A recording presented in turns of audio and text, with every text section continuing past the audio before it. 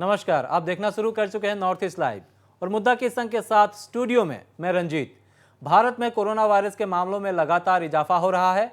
Lockdown का तीसरा चरण खत्म होने को है, बावजूद इसके संक्रमण की रफ्तार धीमी नहीं हुई है। स्वास्थ्य मंत्रालय द्वारा जारी आंकड़ों के मुताबिक देश में कोरोना वायरस का आंकड़ा 78,000 पार कर चुका है। इस खतरनाक कोविड-19 महामारी से अब तक 2,549 लोगों की मौतें भी हो चुकी है। अगर दुनिया भर की बात करें तो कोरोना वायरस से 29,08,000 लोगों की मौत हो चुकी है और संक्रमण के मामले जो है काफ़ी बढ़ चुके हैं। वहीं पूर्वोत्तर राज्य त्रिपुरा और असम में कोरोना पैर पसारता ही जा रहा है। अकेले गुवाहाटी शहर में कुल मामले बढ़कर 29 हो गए हैं। फैंसी बाजार में प्रवासी मजदूर के संपर्क में आए 15 लोग संक्रमित हो चुके हैं। यह आंकड़ा आगे और बढ़ेगा क्योंकि अभी कई ऐसे केसेस है जिनका टेस्ट नहीं हुआ है। निश्चित तौर पर कोरोना का फैंसी बाजार कनेक्शन ने चिंताएं बढ़ा दी है। वहीं बाहर से लौट रहे लोगों को लेकर भी चुनौतियां हैं। मुंबई से लौटे 7 लोग आज कोरोना पॉजिटिव पाए गए हैं। सरकार ने तो कह दिया है कि कोरोना के साथ जीना सीखना होगा। एक तरफ आर्थिक पैकेजों की घोषणाएं हो रही है तो दूसरी तरफ भूखे प्यासे मजदूर भोजन के पैकेट्स के लिए एक दूसरे पर झपट रहे हैं। सैकड़ों मील पैदल ही घर को लौट रहे गरीब कभी ट्रेन के हवाले चढ़ जाते हैं तो कभी लोरी कुचलकर उन्हें निकल जाती है। लगातार विदेशों का दौरा कर अब स्वदेशी पर फोकस करने की बात कहने वाले प्रधानमंत्री के बयान ने भी साफ कर दिया है कि लड़ाई खुद लड़नी होगी। लड़ाई तो लड़नी है, जितनी भी है, पर कैसे? इस पर चर्चा के लिए हमारे साथ जुड़े हुए हैं कांग्रेस के प्रवक्ता रमन झा, मनोचिकित्सक डॉक्टर संगीता दत्त हमारे साथ जुड़ी हुई है, प्रमोद स्वामी असम प्रदेश भाजपा के प्रवक्ता हमारे साथ जुड़ चुके हैं और आर.के. समरजीत मणिपुर प्रदेश भाजपा के प्रवक्ता भी हमारे साथ जुड़ चुके हैं। आप सबका कार्यक्रम में स्वागत है। संगीता जी, मैं आपसे शुरू करना चाहता हूं। आज देश से ऐसी कई तस्वीरें आई है जहां पे दिखाया गया कि रेलवे स्टेशन भोजन के पैकेट्स के लिए मजदूर आपस में छीना झपटी कर रहे थे, उन्हें किसी ने प्रोवाइड किया था। और आपने भी देखा होगा कि पिछले दिनों जो लोग पैदल, मजदूर खासकर पैदल चल रहे हैं, कभी रेल की पटरी पर गलती से सो गए तो रेल कुचल के निकल गई। कल ही बिहार लौट रहे, पंजाब से बिहार लौट रहे कई मजदूरों को लोरी ने कुचल दिया। ऐसी कई घटनाएं हो रही है और लॉकडाउन का चौथा पीरियड भी शुरू हो जाएगा, इसके संकेत भी हमें मिल चुके हैं। प्रधानमंत्री और सरकार जो है आर्थिक पैकेज की घोषणाएं कर रही है, उनको भी लागू किया जाएगा चरणबद्ध तरीके से। लेकिन इन सब के बीच आज 51 डेज है लॉकडाउन का, लोगों की मानसिकता पर बहुत बड़ा असर पड़ा है। बिल्कुल। आप अगर पूर्वोत्तर के परिप्रेक्ष्य में देखें, हम देश की बात छोड़ देते हैं, फैंसी बाजार में जिस तरह से केसेस सामने आए हैं और मुंबई से लौटे कैंसर पेशेंट, उन्हें लेकर इतनी चिंताएं नहीं की क्योंकि वो ऑलरेडी क्वारंटीन में है। लेकिन फैंसी बाजार जैसे इलाके में वहाँ में इस तरह से केसेस आए हैं, इसकी वजह से गुवाहाटी वासियों के मन में डर घर कर गई है। मैं आपको ये भी बता दूं कि मेरे पास मणिपुर से कई फ़ोन आए, उन्होंने कहा कि क्या आलू खाना छोड़ दें हम। तो मानसिकता पर बहुत बड़ा असर पड़ा है। पूरे परिदृश्य को आप कैसे देख रही है? बिल्कुल, मानसिकता पे तो बहुत असर पड़ा है, उसमें शुरुआत से ही असर है।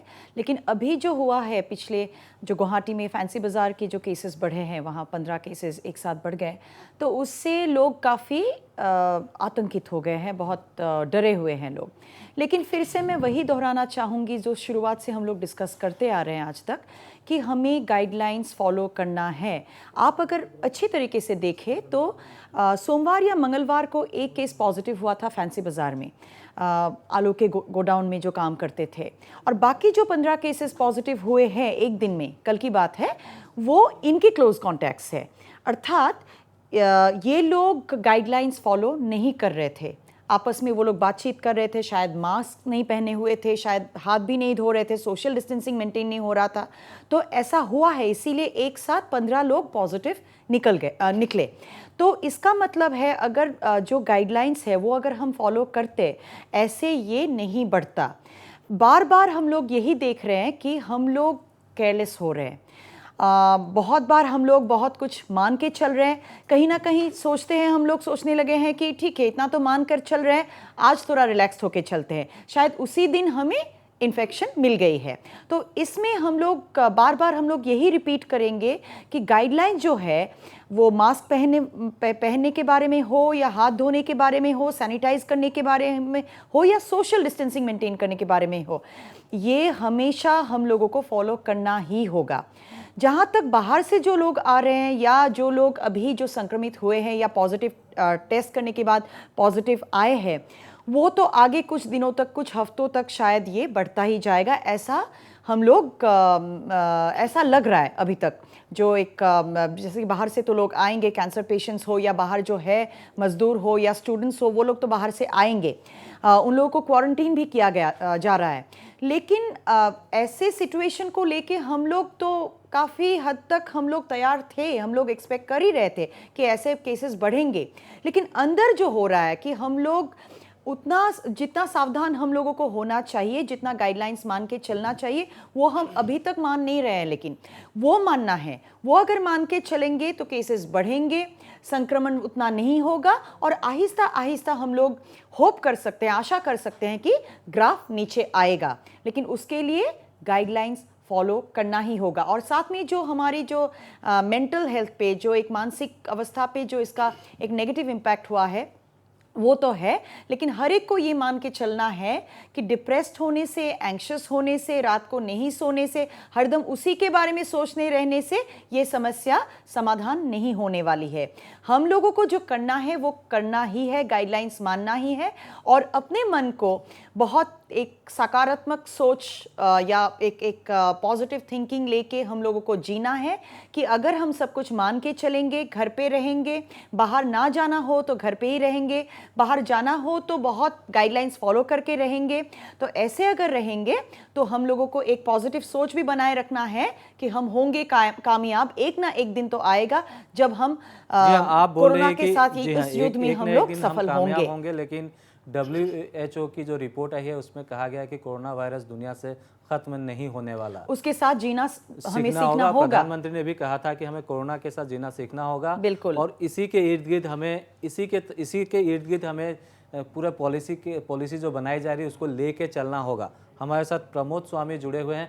प्रमोद जी, कार्यक्रम में एक बार फिर स्वागत है आपका। और प्रधानमंत्री ने बहुत बड़ा विजन आपके सबके सामने रखा है, लेकिन ज़मीनी हकीकत जो है आप भी देख रहे होंगे, टीवी में, अखबारों में पढ़ रहे होंगे, जो प्रवासी मजदूर है उन्हें रेल काट रही है, लोरियाँ चढ़ रही है, भूखे मर रहे हैं, छीना झपटी चल रही है, क्या कहेंगे?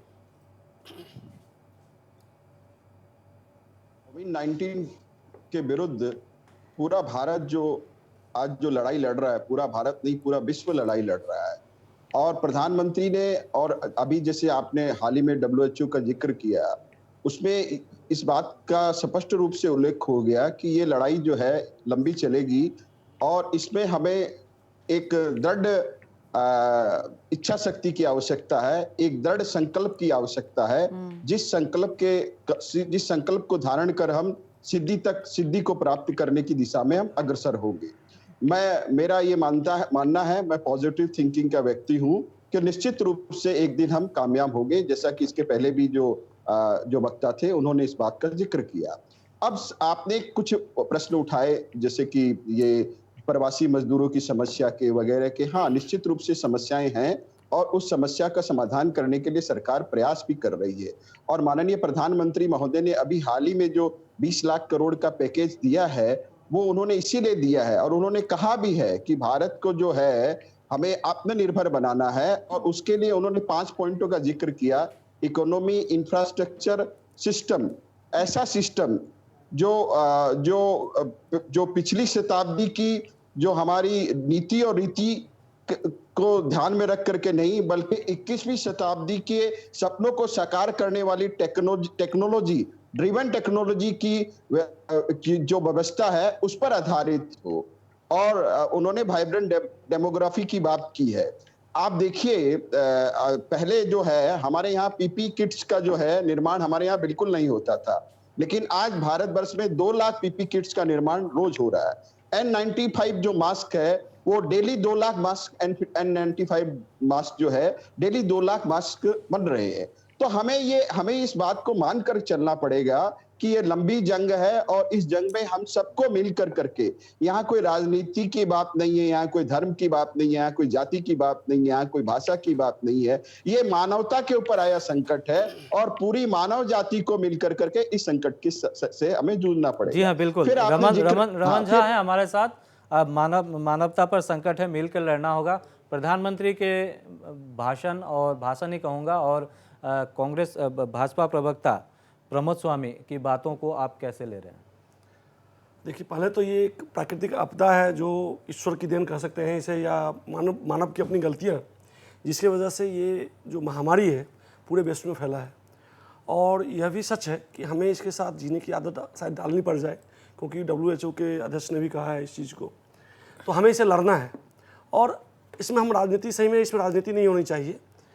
राजनीति से ऊपर हटकर हर दल, हर संगठन आपस में, हर आपके जो सामाजिक संगठन हैं, NGO है या जो भी है, इससे लेकर सरकार तक, सबको आपस में मिलकर काम करना है। लेकिन यह सबसे ज़्यादा दायित्व एक सरकार पे आ जाता है, क्योंकि बड़ी संख्या में जो सरकार का चेन है या सरकार का जो ऑर्गेनाइजिंग सेक्टर है या सरकार का जो दायित्व और ड्यूटी है लोगों के प्रति, लोगों को सुरक्षा देना, लोगों को सही भोजन देना, लोगों को रोजगार देना, देश की आर्थिक स्थिति को मजबूत बनाए रखना, यह सरकार का दायित्व है। यह विपक्ष नहीं कर सकता। विपक्ष सरकार पर पैनी नज़र बनाए रख सकता है। विपक्ष सरकार को अगर कहीं गलत हो रहा है तो उस पर सरकार की आलोचना कर सकता है, सरकार को उस पर का दृष्टिगोचर करवा सकता है कि यह गलत हो रहा है। लॉकडाउन हुआ, हम सभी ने इसका स्वागत किया। हम चाहते हैं कि लॉकडाउन हो, सोशल डिस्टेंसिंग मेंटेन हो, लोग बच के रहे, बिना ज़रूरत घर से ना निकले। यह हमारा सब लोगों से आग्रह है और हमेशा है, रहेगा जब तक ये महामारी है। लेकिन यह सरकार का भी दायित्व बनता था कि लॉकडाउन के बाद आज जो लोग सड़कों पे चल रहे हैं उनकी व्यवस्था हो। क्यों ऐसा क्या हुआ जो लोगों को भूखा रहना पड़ा? ऐसा क्या हुआ कि लोग सड़कों पर उतर आए? हम आज आत्मनिर्भर भारत की बात तो कर रहे हैं कि हम सपना देख रहे हैं या आत्मनिर्भर भारत की बात कर रहे हैं। इसके लिए हमें एग्रीकल्चर सेक्टर में उन्नत होना होगा, हेल्थ सेक्टर में उन्नत होना होगा। हम हैं, भारत कृषि प्रधान देश है, लेकिन आपको एग्रीकल्चर के क्षेत्र में बहुत काम करना है अभी भी। लेकिन आज सड़कों पर नंगे पांव चलता हुआ भारत, आज भूख से 1 जून की रोटी के लिए आपस में छीना झपटी करता हुआ मजदूर, आज भूख से बिलखता हुआ बच्चा और उसे गोदी में लेकर चलती हुई रोती हुई माँ कड़ी धूप में को देखते हुए हम कैसे कर सकते, हम आत्मनिर्भर कैसे हो सकते हैं जब तक हम उनकी मदद न करें? जब तक हम जो लोग हैं, जो गरीब हैं, उन तक नहीं जब तक पहुंचेंगे, उनकी परचेजिंग कैपेसिटी को जब तक हम ठीक नहीं करेंगे, जब तक उनके पास आर्थिक सहायता नहीं पहुंचेगा, तब तक अगर हम आत्मनिर्भर भारत की बात करते हैं तो यह एक स्वप्न है।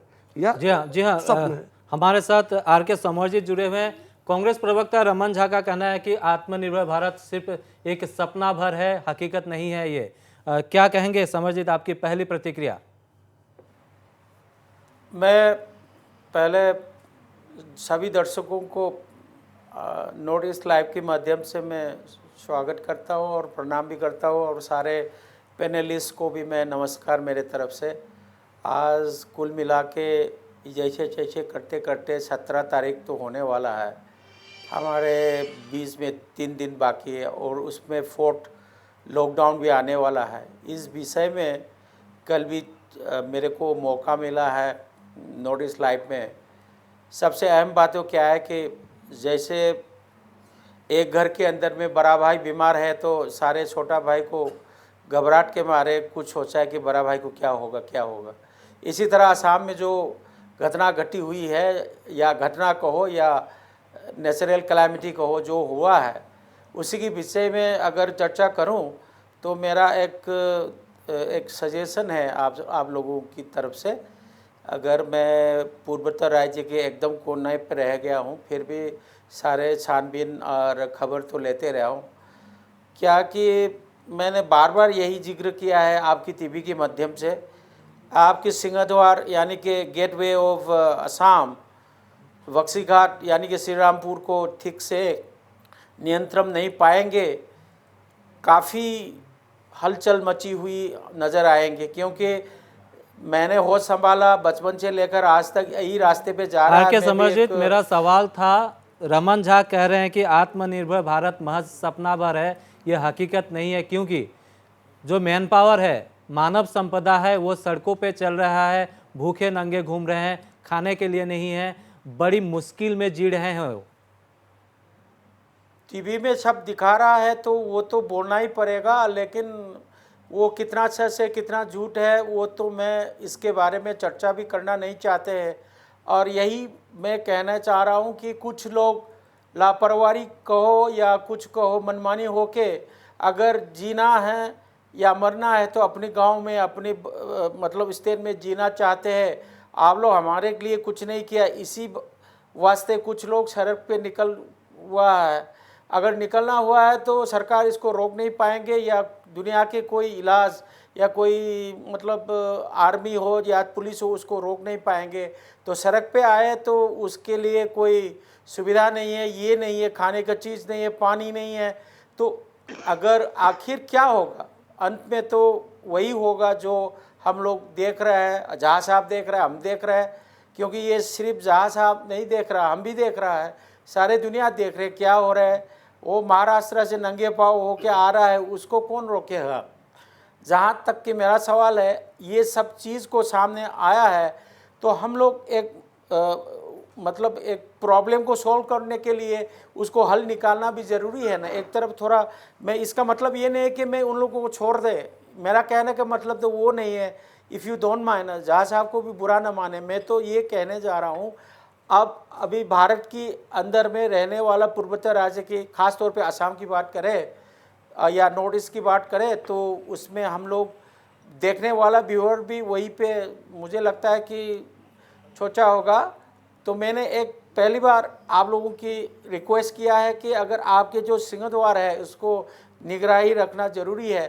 अगर मैं सही बात बोलूं तो जैसे कि मेहंदी पत्थर, वो भी एक जगह है, वहाँ से शुरुआत होते हैं मेघालय, वहाँ में भी काफ़ी लोग जाते हैं, बिहारी लोग हो या ये वेस्ट बंगाल हो, जो भी हो। और वहाँ में मेघालय में खान बहुत है, कोयले का हो या ये लैम का हो, तो वो चीज़ को अगर आप नहीं देखेंगे तो वहाँ से बीमार होके आकर असम में भी फिर जोड़ जाएंगे। तो ये आप निगरानी की बात कर रहे हैं या नहीं है? निगरानी को दुरुस्त करना होगा। कोई भी लोग सरकार के आंखों में धूल झककर ना ढूक पाए, ऐसे लोगों पर निगरानी की बात कर रहे हैं। प्रमोद स्वामी, रमन झा के सवाल का क्या जवाब है आपके पास? हाँ, नहीं, हमारे मित्र रमन जी ने कहा कि आत्मनिर्भर भारत जो है एक सपना है। हाँ, कांग्रेस पार्टी के लिए सपना है, लेकिन हमारे लिए एक संकल्प है, और 130 करोड़ भारतवासियों के साथ मिलकर के हम इस संकल्प को सिद्धि तक पहुंचाने में सफल होंगे, ऐसा मेरा मानना है।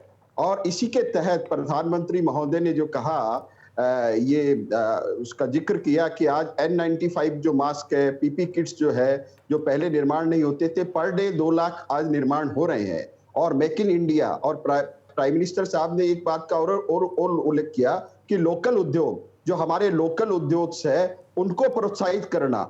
तो इन सारी जो हमारे लोकल उद्योग की जो शक्ति है, हमारी जो श्रम शक्ति है, हमारे 130 करोड़ भारतवासियों का जो संकल्प है, और भारतवर्ष की जो एक आध्यात्मिक पहचान है, उस पहचान को लेकर करके हम संकल्प से सिद्धि को प्राप्त करने में निश्चित रूप से सक्षम होंगे।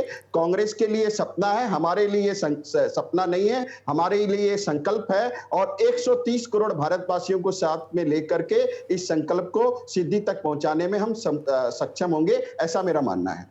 जी, आप तो कह रहे हैं, हम भी चाहते हैं कि भारत आत्मनिर्भर बने और हम भी एक उसका हिस्सा बने, लेकिन फिलहाल जो हकीकत है, हम एक महामारी से लड़ रहे हैं और अपने ही उन नागरिकों का हम ख्याल नहीं रख पा रहे हैं जो सड़क पर 500-600 किलोमीटर चल रहा है। आपने निश्चित तौर पर तस्वीरें देखी होंगी, उनके लिए भी तो कुछ किया जाना चाहिए स्वामी जी। बिल्कुल आपकी बात से मैं सहमत हूँ। इसीलिए पहले हमारी सरकार ने ट्रेन की व्यवस्था की है, बसों की व्यवस्था की है, और भी मजदूरों की जो समस्या है उसको समाधान करने का हम प्रयास कर रहे हैं। दूसरी बात आपने कही कि इस लड़ाई के विरुद्ध जो एक इच्छा शक्ति होती है, आज जो आसाम की अगर हम बात करें तो आसाम में 86 पॉजिटिव केस थे, जिसमें 39 डिस्चार्ज हो गए हैं, 44 एक्टिव है और 2 लोगों की मौत हो चुकी है। आपने चर्चा के पहले फैंसी बाजार का जिक्र किया, जहां 15 लोग जो है पॉजिटिव पाए गए। उसी हाँ, आप सा- उस उसी इलाके से समय आते में- हैं, इस पर भी हम चर्चा करेंगे, इस पर भी हम एक मिनट चर्चा में करेंगे। सिर्फ 1 मिनट समय दीजिए। हाँ, बिल्कुल। पर हमारे जो स्वास्थ्य मंत्री है उसी दिन वो स्पॉट पे पहुंचे, और उस स्पॉट पे पहुंचने से एक जब स्वास्थ्य मंत्री आगे बढ़ करके जब लीड लेता है टीम को, तो पूरी जो व्यवस्था है, जो पूरा जो सिस्टम है, उसको जो ऊर्जा प्राप्त होती है, और इसके अलावा जो पॉजिटिव पेशेंट्स थे उनको जो ऊर्जा प्राप्त हुई, ये इसको सारे आसाम के लोगों ने देखा है। अब नुक्ताचीनी करने के लिए रमन जी स्वतंत्र है, लेकिन आसाम गवर्नमेंट सर्बानंद सोनोवाल और हेमंत बिस्व शर्मा जी के नेतृत्व में बेहतरीन काम कर रही है, जिसकी पूरे आसाम वासी प्रशंसा कर रहे हैं। कांग्रेस पार्टी को अगर ये दिखाई नहीं दे रहा, जी हाँ, तो बिल्कुल उनको दिखाई दे रही है। आप मोतियाबिंद यही हो वो गया भी तो मानेंगे, उसका जब मैं भी वो कोई उत्तर आते नहीं हैं दे वो पाऊंगा। असम सरकार के प्रयासों की हमेशा उन्होंने सराहना की है। अभी आप एक बार फिर सुन लीजिए, उन्होंने कभी आलोचना की ही नहीं है। रमन जी, नहीं, ये तो सही है कि मैंने पहले भी कहा है कि स्वास्थ्य विभाग ने अच्छा काम किया है। पहले भी उन्होंने जो उनका प्रिकॉशन है कोरोना से आने जो आया भारतवर्ष में, तो इस जंग से लड़ने के लिए असम सरकार की स्वास्थ्य विभाग की तैयारी अच्छी थी। लेकिन ये भी सच है कि स्वास्थ्य विभाग को पैसा चाहिए। आज मुख्यमंत्री मौन है, कुछ बोल नहीं रहे हैं। स्वास्थ्य मंत्री पर सारा भार पड़ा हुआ है, हर जगह देख रहे हैं। तो स्वास्थ्य मंत्री आगे जाके, मुख्यमंत्री का जो रोल है मैं देख रहा हूँ कि वो स्वास्थ्य मंत्री कर रहे हैं और मुख्यमंत्री चुपचाप बैठे हुए हैं। अब उन्हें क्या कहें, मैं रमन जी इस बात से मैं सहमत नहीं कहना चाहूंगा। मुख्यमंत्री बिल्कुल बैठे नहीं हुए हैं, हाँ, बिल्कुल बैठे नहीं हुए हैं। पूरा प्रमोद असम जी देख जब रहा आप बोल रहे थे, है, मैं उत्तरी असम से लेकर निचले असम तक। प्रमोद जी वो जब आप बोल दौरा रहे कर थे, रहे मैं हैं। नहीं बोल रहा था, एक सुन लीजिए। दूसरी बात उन्होंने कहा ये कांग्रेस का सपना है। करिए यहाँ नहीं, राजनीति तो करते नहीं मुख्यमंत्री है और इस परिस्थिति स्वास्थ्य में। मंत्री मिलकर के सुनिए, अच्छा काम कर रहे हैं। आज प्रशंसा केंद्र करिए। से जो पैकेज आप मिलना उसमें चाहिए, राजनीति राज्य कर सरकार रहे को हैं। पैसे की अभाव हो रही है। ये बात तो आपको मानना पड़ेगा कि केंद्र से जो मदद राज्य को मिलना चाहिए नहीं मिल रहा है, और आपके मंत्रालय से, आपके सरकार से ही ये बात निकल के आ रही है। ये मैं नहीं कर रहा हूं, मैं अरे कांग्रेस आपकी में घिनौनी आरोप नहीं लगा रहा राजनीति तो वहीं हूं, पर जबकि कर डबल रहे इंजन की हैं। सरकार है। आप स्वास्थ्य केंद्र में मंत्री आपकी है, सरकार है और राज्य में मुख्यमंत्री आपकी के सरकार बीच में है। विभेद लाने का प्रयास कर रहे हैं। देखिए, सुनिए, आपकी जब मंशा आप बोल रहे थे, वहीं मैं प्रकट हो स्वामी गई। जी आप जब बोल रहे थे मैं आपकी नहीं मंशा बोलता। वहीं प्रकट हो गई है, मैं यही आप जब बोल रहे हैं मैं नहीं बोल रहा था। सुनिए, हाँ, अब बोलिए, धैर्य बोलिए। रखिए, गलत मत पैसेंस बोलिए, रखिए, झूठ पैसेंस मत बोलिए रखिए, टेलीविजन चैनल पैसेंस पर। रखिए। लोगों को गुमराह मत दूसरा चीज करिए है आप। कि आपने कहा कि हम संकल्प करते हैं, कांग्रेस के लिए सपना है। तो भाई 2 लाख मास्क बनाने के लिए और पीपी किट बनाने के लिए अगर आपने संकल्प किया है तो आपको प्रणाम। हम नहीं चाहते कि हम एक साथ संकल्प करें, हम तो ऐसा संकल्प चाहते हैं कि वैक्सीन बने, ऐसी दवाई बने कि लोगों को वैक्सीन की भी तैयारी कोरोना हो का रही है। इलाज हो। पूरा विश्व लोग, तैयारी कर रहा हम है। भगवान से प्रार्थना पूरा करते विश्व तैयारी कर हैं, रहा हम है। ईश्वर से वैक्सीन प्रार्थना की करते हैं कि तैयारी यह भी हो महामारी रही है। खत्म हो। हम नहीं ये हमारी उपलब्धि नहीं है, हमारी विश्व उपलब्धि होगी तैयारी कर रहा है रोजगार, वैक्सीन की। हमारी और उपलब्धि भारत होगी के वैज्ञानिक भी रोजगार, तैयारी कर रहे कि हैं। आपको भगवान दिखाई जल्द नहीं से दे रहा है, जल्द आपको इस बीमारी को मोतियाबिंद हो खत्म गया तो करे, क्या करे? लोगों को रोजगार मिले। आपने एमएसएमई की भी बात कही कि आज केंद्र सरकार, हमारे वित्त मंत्री जी ने एक पैकेज की घोषणा की है। रातों रात ना जाने कब यह आर्थिक पैकेज जो सहायता राशि था वह कर्ज राशि बन गया। आप लोगों को कर्जा दे रहे हैं, जबकि जरूरत थी जो मजबूर हैं, जो गरीब हैं, जो मजदूर हैं, उनको सहायता करने के बजाय आप उद्योगपतियों की सहायता कर रहे हैं और उन्हें कर्जा दे रहे हैं सूद पर। बैंक से कर रहे हैं, बैंक से आप कर रहे हैं कि आप इन पर बिना कोलेट्रल का, बिना किसी गारंटी का लोन दे, बैंक देगा नहीं। जिस तरह से आपके प्रधानमंत्री का या लोन योजना जो फ्लॉप हुआ, फिर जनधन योजना ने क्या आप लोगों का, और 50,000 रुपया, 5 लाख रुपया, 5 करोड़ रुपया, कई सारे आप लोगों ने संकल्प लेके आए थे लोगों को देने के लिए, सारा फ्लॉप हुआ। कोई भी बैंक बिना सिक्योरिटी का लोन देगा नहीं। अगर लोन देगा तो सरकार यह नहीं कर रही है कि उस लोन का मैं गारंटी ले रहा हूँ। तो साल भर बाद अगर वो बिजनेस डूबता है या बैंक को पैसा रिपेयर नहीं मिलता है तो पैसा किसका डूबेगा? बैंक डूबेगा। पैसा तो फिर जनता का जा रहा है, क्योंकि बैंक में जनता का पैसा है, सरकार का नहीं। तो लोगों को ये आप सुन लीजिए स्वामी जी, 2020 और 2021 का सरकार का बजट है 30 लाख करोड़ का, केंद्र सरकार का, उसमें आप 20 लाख करोड़ का ये घोषणा कर रहे हैं। ये पैसा कहां से आएगा? कहां से आएगा पैसा बताइए? फिर आपको तेल पे भी, आप पहले जब महंगाई बढ़ती है तेल पे तो आप ये कहते हैं हमारे नियंत्रण में नहीं है, ये हमने तो ये निजी कंपनियों का हाथ में दे दिया। आपने उस पर टैक्स बढ़ाया, एक्साइज ड्यूटी बढ़ाई, कस्टम ड्यूटी बढ़ाया तेल पे, उससे महंगाई बढ़ रहा है। अंतर्राष्ट्रीय मार्केट में तेल का दाम कम है, फिर भी भारत में तेल महंगा होते जा रहा है। कितना चूसेंगे जनता को? यह जनता है भूखा सड़क पर घूम रही है, बेरोजगार जा रहा है। अभी आपका एक सर्वे बता रहा था कि लॉकडाउन अगर 10 दिन और बढ़ गया, लॉकडाउन अगर 10 दिन और बढ़ गया, जैसा कि लग रहा है कि रेलवे ने 30 जून तक शायद टिकट कैंसिल कर दिया सभी है। टिकट तो कैंसिल लॉकडाउन बढ़ने की संभावना है 30 जून। अब समझ रहे हैं, पूरी जून महीना लगता है कि लॉकडाउन रहेगा। और आपका कई सर्वे, आपके सरकार का सर्वे कर रहा है कि आने वाले दिनों में अगर 10 दिन या 20 दिन 15 दिन लॉकडाउन और बढ़ गया तो भारत के 25% लोग सड़कों पर आ जाएंगे। ऐसे लोगों के लिए आपके पास क्या योजना है? आज लोगों की परचेजिंग कैपेसिटी बढ़ाने की जरूरत है, लोगों के हाथ में सीधे मदद पहुंचाने की जरूरत है। वहीं आप कह रहे हैं हमने तो उद्योगपतियों को पैसा दे रहा है, वो अपना रोजगार करेंगे, उनको नौकरी देंगे, उनको दरमाहा मिलेगा, तब वो खाएंगे। तो क्या वो 2 महीना भूखे रहेंगे? ऐसे लोगों के लिए आपके पास क्या योजना है? आपकी सरकार की क्या योजना है बताइए? यही सवाल मैं करूंगा, और ऐसे लोगों के लिए क्या योजना है। और जो योजना है प्रमोद स्वामी, आपको शायद पता होगा, प्रधानमंत्री किसान सम्मान निधि योजना, आज उस पर इंक्वायरी बैठ गई है असम में। इस पर भी चर्चा करेंगे, लेकिन फिलहाल रुकेंगे एक छोटे से ब्रेक के लिए।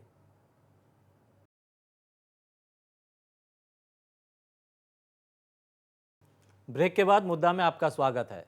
मुद्दा में आज हमारे साथ रमन झा जुड़े हुए हैं, कांग्रेस के प्रवक्ता है। डॉक्टर संगीता दत्ता जुड़ी हुई है, जो मनोचिकित्सक है। प्रमोद स्वामी प्रवक्ता है असम भाजपा के, और आर.के. समरजीत हमारे साथ जुड़े हुए मणिपुर से, मणिपुर प्रदेश भाजपा के वे प्रवक्ता है।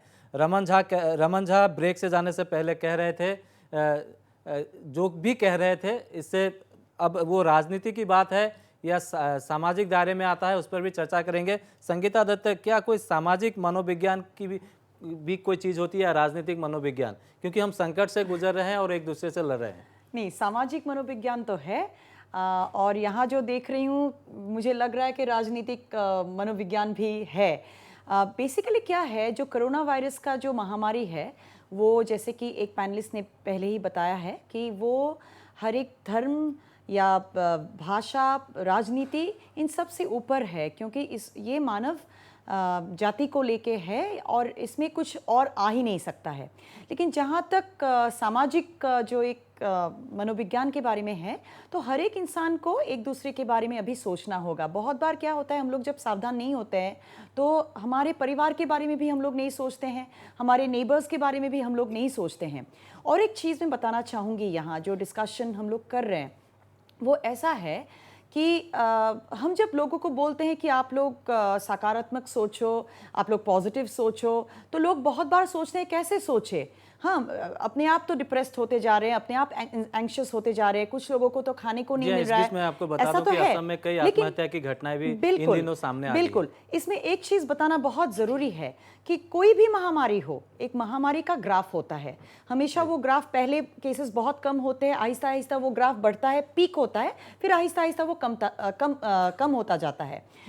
अब ये समझना बहुत ज़रूरी होता है कि ग्राफ कब पीक करेगा और पीक केसेस में कितने केसेस पॉजिटिव होंगे और कितने लोग मारे जाएंगे, वो हम पर निर्भर करता है। हम लोग अगर सावधान रहते हैं तो केसेस के नंबर नहीं बढ़ता है उस तरीके से, और मौत भी कम होगी। अब ये बात है कि आगे जाके ऐसा ही रहेगा क्या? नहीं रहेगा। वायरस भी अपना जो नेचर है वो बदलता है, जिसको हम लोग म्यूटेशन बोलते हैं, और बहुत बार शक्तिशाली भी होता है। और दूसरी बात यह है कि बहुत बार हर्ड इम्यूनिटी होता है इंसान में। अगर आप लोग देखें कि जब वायरस नया होता है तो लोगों में जब इन्फेक्शन आता है तो लोगों को अपने इम्यून सिस्टम को पता ही नहीं होता है ये क्या चीज़ है। तो इम्यून सिस्टम को पता लगने के लिए भी थोड़ा वक्त लगता है, और अपने आप एंटीबॉडीज़ शुरू हो जाते हैं, एंटीबॉडीज़ तैयार होते हैं, जहाँ से इम्यूनिटी बढ़ता है।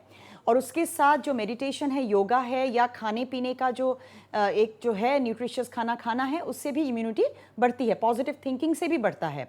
अब क्या है, आहिस्ता आहिस्ता हर्ड इम्यूनिटी होता है एक पैंडेमिक में। हर्ड इम्यूनिटी मतलब पहले जैसे कि वायरस के बारे में हमको कुछ भी पता नहीं होता है तो लोग ज़्यादा मारे जाते हैं।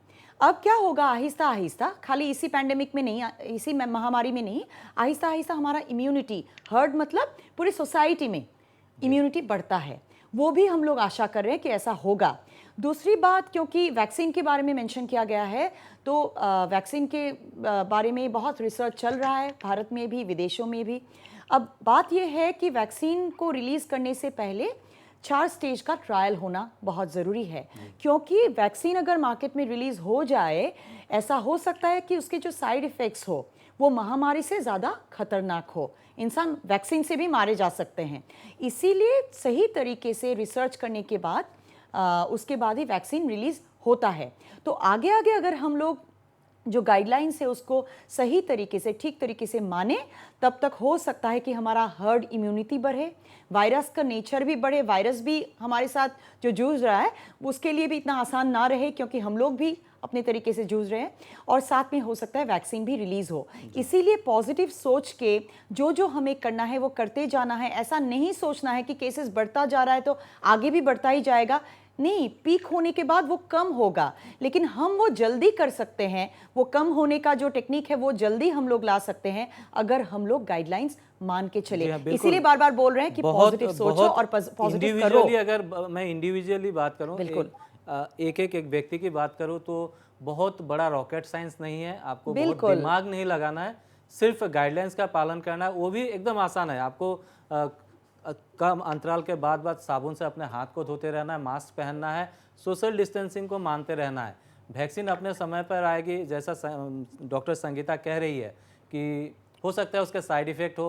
अगर आप कोविड-19 पॉजिटिव पाए जाते हैं तो आपको कितनी मुश्किलें होंगी, आपको अलग थलग कर दिया जाएगा, आपको किस तरह से रखा जाएगा, आप परिवार से कट जाएंगे। अभी आप रहिए, इन सब से बचने का सबसे जो आसान तरीका है उसको अपनाइए। और एक सोच है, एक लाइन में मैं बोल रही हूँ, लोग समझते हैं कि बाजार जब जाएंगे तब मास्क पहनना है, बाहर जब ऑफिस जब जाएंगे तब मास्क पहनना है, अपनों के साथ है या फ्रेंड्स के साथ है, दोस्तों के साथ है, इनको तो हो ही नहीं सकता है, ये सब लोग सावधान हैं। हाँ, ऐसा नहीं होता है। जब फैलता है तो किसी से भी फैल सकता है। जी हाँ, तो जैसा कि फैंसी बाजार का केस है, और फैंसी बाजार में 15 केसेस आए, गुवाहाटी में 29 केस 2 दिन में आ गए। ये संख्या बढ़ेगी जब तक प्रोग्राम खत्म होगा, उसके बाद जो आपके पास वो सूचनाएं आ जाएंगी, क्योंकि फैंसी बाजार के ऐसे कई लोग हैं, मैं व्यक्तिगत रूप से जानता हूं, उनसे संपर्क भी किया था, डीसी को भी मैंने मैसेज किया कि ऐसे लोग हैं, आलू गोदाम की बात कर रहा हूँ, नाम नहीं लूंगा मैं, उनका मालिक अपने बच्चों के साथ रहते हैं, वो बार बार ये कह रहे हैं कि मेरा टेस्ट करवाइए। उन्हें ये पता नहीं है कि किसके साथ संपर्क करना चाहिए। मैंने उनको बताया किसके साथ संपर्क करना चाहिए, और भाजपा के एक बड़े नेता को भी मैंने मैसेज कर दिया था, उन्होंने कहा कि जी हाँ बिल्कुल हम उनका टेस्ट करवा लेंगे। और प्रोग्राम शुरू होने से पहले तक वो मुझसे बार बार फ़ोन करके कह रहे थे, वो घर में बंद है, काफ़ी डरे हुए हैं। लोग जब डर जाता है तो उनको आसान चीज़ें भी समझ नहीं आते। उनका इलाका क्वारंटीन किया हुआ है, और उस इलाके में पुलिस आ जा रहा है, एकदम आसान है, किसी भी पुलिस को बुला के बोल सकते हैं, लेकिन वो इस मानसिक स्थिति में नहीं है कि बाहर निकले और बताए। इस तरह से घबराए हुए हैं। शायद बहुत जल्द प्रशासन को इस पर कदम उठाना होगा, क्योंकि एक पूरा बिल्डिंग इसीलिए भी सतर्क रहना जरूरी है, लेकिन डरना जरूरी मत डरिए, क्योंकि तब सोच भी नहीं पाते हैं लोग। हमारे साथ विक्रम जुड़े हुए हैं सिलचर से। फैंसी बाजार की घटना आपको मालूम हो गई। प्रमोद जी, मैं आपके पास आऊंगा, पहले विक्रम के साथ जुड़ना चाहता हूं। विक्रम, वहाँ भी फाटक बाजार है, फैंसी बाजार जैसे बड़ा, और बराक घाटी के हर इलाके में वहाँ से सामग्रियाँ सप्लाई होती है। आप फैंसी बाजार की घटना देख चुके हैं, फाटक बाजार की क्या स्थिति है? हाँ रंजीत, जिस दिन से लॉकडाउन शुरू हुआ है उस दिन से वहाँ पे जो बाजार में वहाँ पे आना जाना एडमिनिस्ट्रेशन की तरफ से बंद करवा दिया गया था। हालांकि उतनी भीड़ अभी नहीं हो रही है, और कुछ शुरू हुए थे जब सहूलियत मिली थी लोगों को। इतने दिनों के बाद कुछ दिन पहले जब लॉकडाउन की थोड़ी बहुत सहूलियत मिली थी कि शाम को कर्फ्यू होगा, दिन को आप लोग बाजार कर सकते हैं, उस टाइम पे हमने देखा बहुत ज्यादा भीड़ हुई थी। लेकिन फिर से जाके एडमिनिस्ट्रेशन वहाँ पे भीड़ कमाए, मतलब कोई भी चांस नहीं लेना चाहती है। डिस्ट्रिक्ट एडमिनिस्ट्रेशन हो या हेल्थ डिपार्टमेंट हो, उनको एक दूरी बनाए रखने की कोशिश की जा रही है।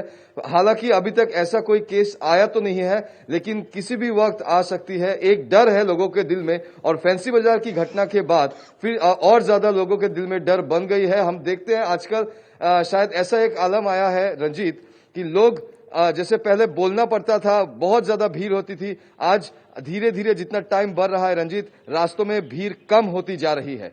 ये एक अच्छी सूचना है। और रंजीत, एक बहुत महत्वपूर्ण इंपॉर्टेंट मैसेज आपको देना चाहता हूं। थोड़ी देर पहले हमने जब करीमगंज प्रशासन से बात की, जैसे 18 तारीख को अगरतला से जो ट्रेन जाने वाली है दिल्ली, वहां पे कम से कम बराक घाटी में 300 से ज्यादा लोग उतरने वाले हैं। लेकिन उससे पहले कल ही एक स्पेशल ट्रेन आने वाली है, कुछ देर पहले ही वो कंफर्म हुआ है, जो भैरवी जाएगी। चेन्नई से भैरवी के लिए ट्रेन निकलने वाली है। भैरवी वो मणिपुर स्टेट के लिए सॉरी मिजोरम के लिए है। मिजोरम स्टेट के लिए वहां पे भैरवी स्टेशन में उतरेगी और वहां पे भी बराक घाटी के 75 लोग उतरने वाले हैं। तो आप समझ सकते हैं कितना चैलेंजिंग ये सीन है। हम लोग अभी भी मेडिकल कॉलेज में ही खड़े हैं।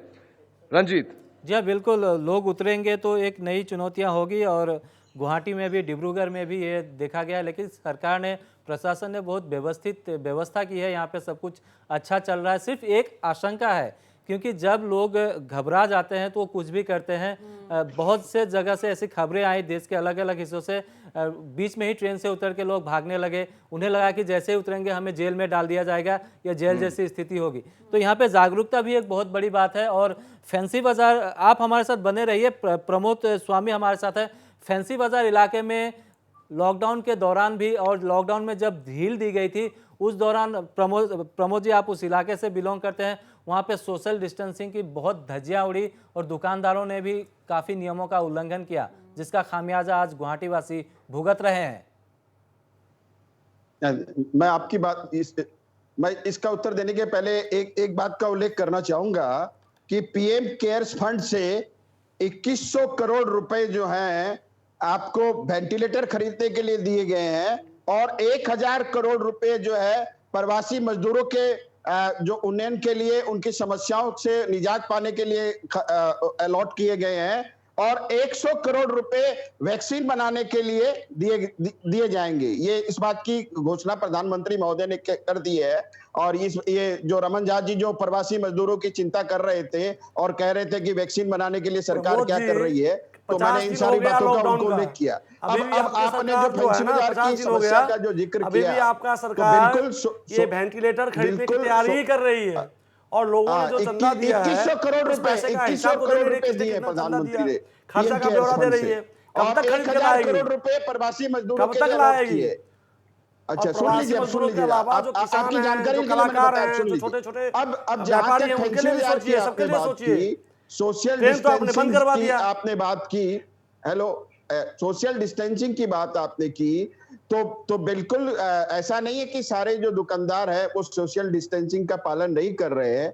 हाँ, कहीं कहीं जो त्रुटियां रही है उसको प्रशासन के दिशा निर्देशों को सबको प्रमोद जी, मानना सुबह चाहिए सुबह और 5 बजे प्रशासन जो के दिशा फैंसी बाजार, निर्देशों को मानकर ही हम इस एसआरसीबी समस्या से रोड की जो निजात पा स्थिति सकते होती हैं। है वो आपसे भी छिपी नहीं है, हमने भी देखी है और पुलिस भी वहाँ खड़ी रहती है। बावजूद इसके वहाँ पे जिस तरह से भीड़ जमती है फैंसी बाजार में, ये कोई नई बात नहीं है। और मार्केट में आप देखिए, जहाँ से ये कोरोना संक्रमण फैला है वो पूरा इलाका अब कम से कम के द्वारा जो चेन है, वो सप्लाई चेन जो है उसको सप्लाई चेन को बरकरार रखने का सबसे बड़ा जो केंद्र स्थल है वो फैंसी बाजार है। तो निश्चित रूप से इस तरह की जो बड़ी मंडियां हैं, जैसे दिल्ली में आजादपुर है, वहां निश्चित रूप से कुछ न कुछ त्रुटियां हैं और उन त्रुटियों को हमें प्रशासन के साथ मिलकर के उनको दूर करना पड़ेगा, उनका निवारण करना पड़ेगा।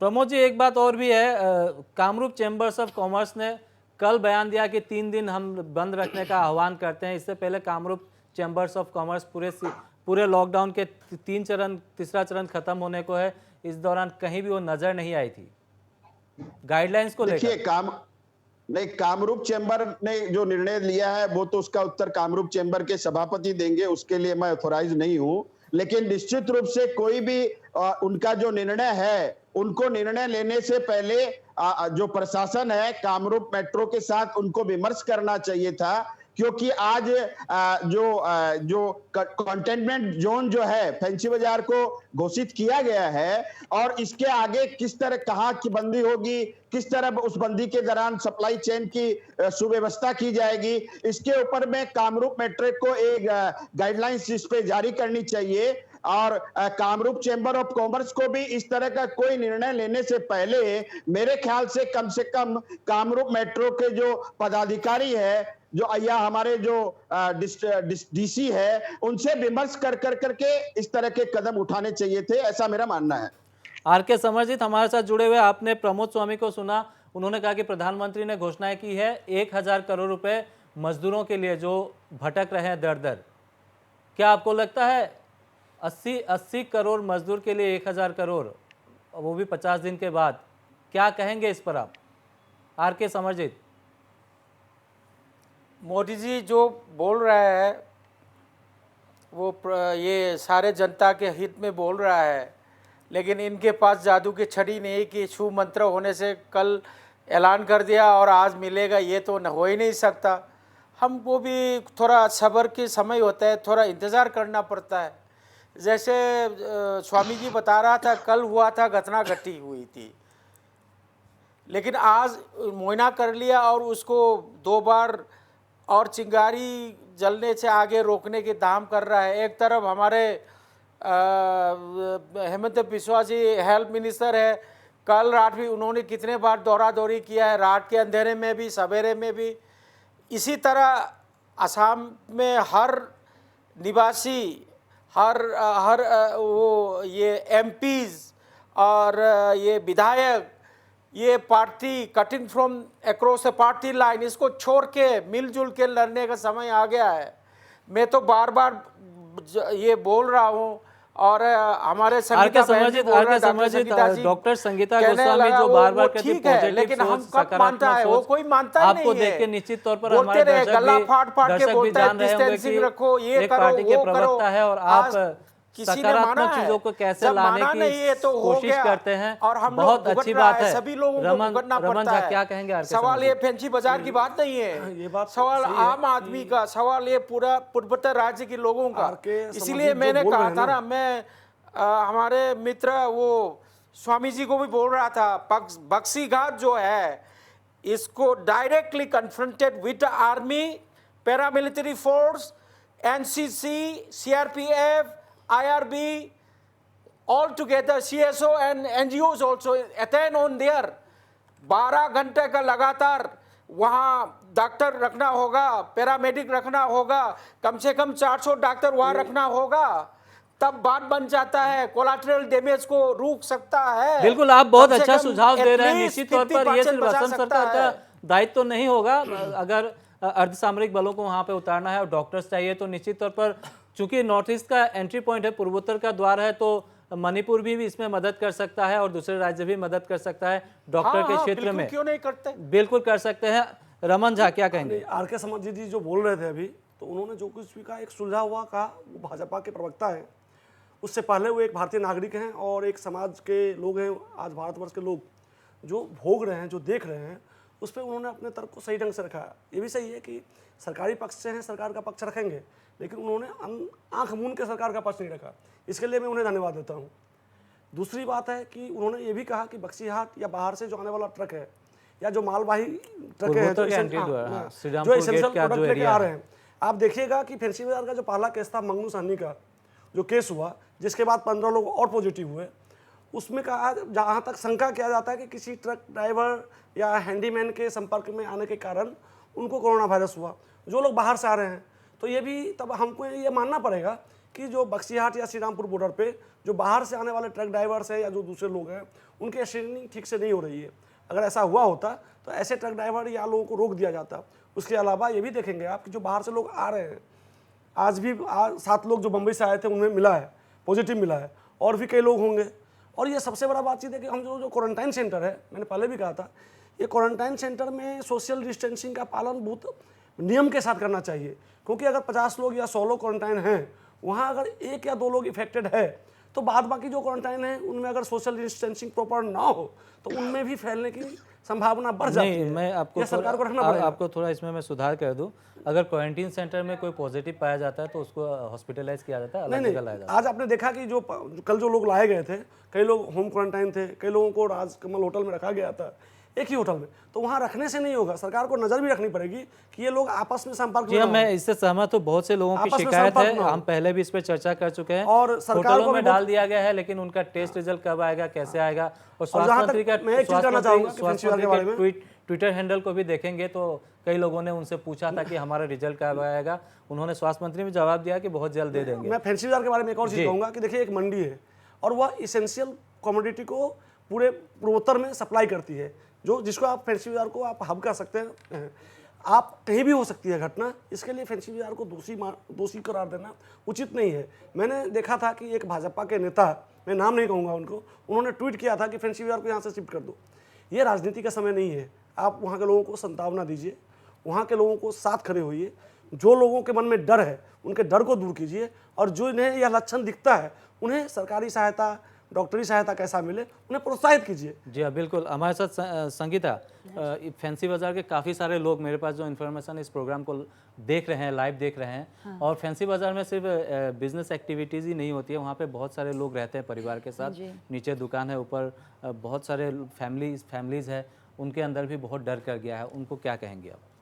बिल्कुल डरिए मत, सतर्क रहना बहुत ज़रूरी है। आप लोग समझ गए हैं कि ये वायरस कैसे फैलता है, और पहले से ही हम लोगों को पता था, लेकिन कभी भी हम लोग सोचते भी नहीं है, कल्पना भी नहीं करते हैं कि हमारे आसपास हो जाएगा ऐसा।